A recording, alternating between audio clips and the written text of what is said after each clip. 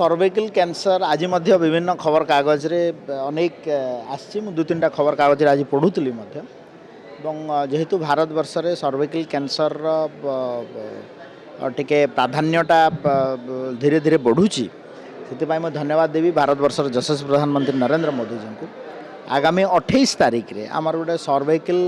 Cancer उपर immunisation कार्यक्रम रो शुभारंभ ओडिशा रे रहिबे माननीय मुख्यमंत्री रहिबे मु भी रहिबी एवं आमे सर्वाइकल कैंसर को प्रतिहत करिया पई अप टू 14 इयर्स झियो पिला मानक पई गोटे सिंगल डोज रो सिस्टम कराहबो ता सहित 14 वर्ष रु बाहागर पर्यंत 3टा डोज रहिबो तो ताकू मध्य सरकार तरफ आमे भारत सरकार गाइडलाइन जो एसओपी करछि ता सहित आलोचना करूछु एवं कोन करा भी मध्य जाई परिबो स्टेट स्वास्थ्य एवं परिवार कल्याण विभाग तरफ तार मध्य सुव्यवस्था करा जिवो एवं मु आउथरे धन्यवाद देवी माननीय मुख्यमंत्री को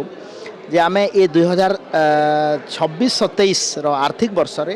आमे गोटे नुआ योजना ओडिसा रे आरंभ करूछु सेटा हला मुख्यमंत्री कर्कट चिकित्सा अभियान जो थरे कि 311 कोटी टंका आमे प्रावधान रखीचु एवं ओडिशा प्रदेश रे सर्वाइकल कैंसर हो ब्रेस्ट कैंसर हो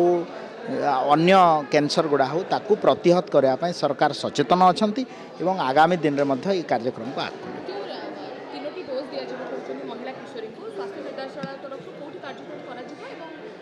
कोन कोन विभक्त करा जायछि कोन गाइडलाइन रहिछि से दिगरे वर्तमान आपण देखंतु ता सविशेष गोटे प्रेस रिलीज हबो एबे मोर पाखरे मु तथ्य सहित गोटे प्रेस रिलीज आम नहीं देखो एबे आलोचनार परिसर भितर अच्छी अप टू 14 डेज पर्यंत सिंगल डेज 14 डेज उपरे जो 3टा डोज रहिबो ता पई गोटे एसओपी आम प्रेस रिलीज माध्यम आपको जन।